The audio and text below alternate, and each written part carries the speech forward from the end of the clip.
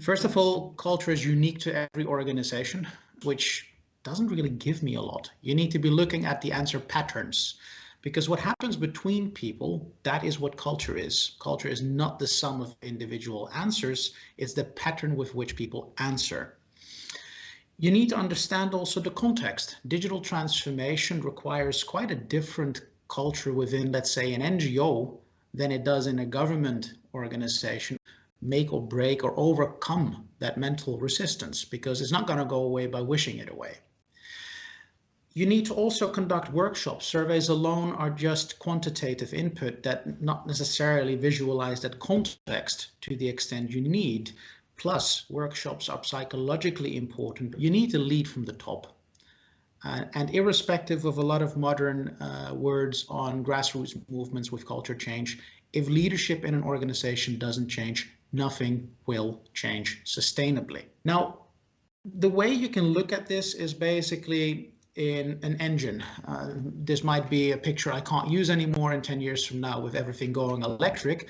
But if you look at an old engine, the internal combustion engine, depending on the type of oil you put in, that engine will either last very long and produce average results, or you put high performance oil in it and it will perform exceptionally fast and very well for a shorter amount of time before it burns out. The same goes with people and their mindset. What is it that you really want for this digital transformation? Do you want to get your organization ready to be sold? Do you want your organization to last for another 50 years? Because answers to that question, basically built to sell or built to last, will also help you to engage in things like digital transformation with a better mindset. It helps you to design a transformation that brings into life symbols. What are the things that radiate digital transformation?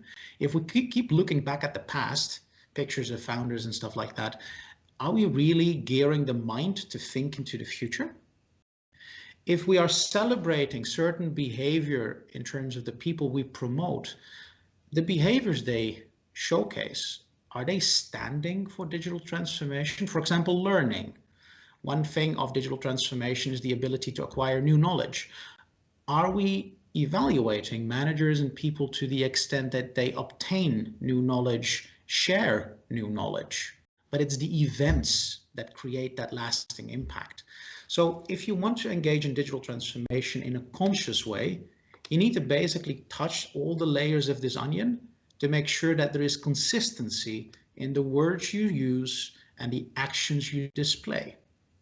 And last but not least, in the core of this onion, you see the word values.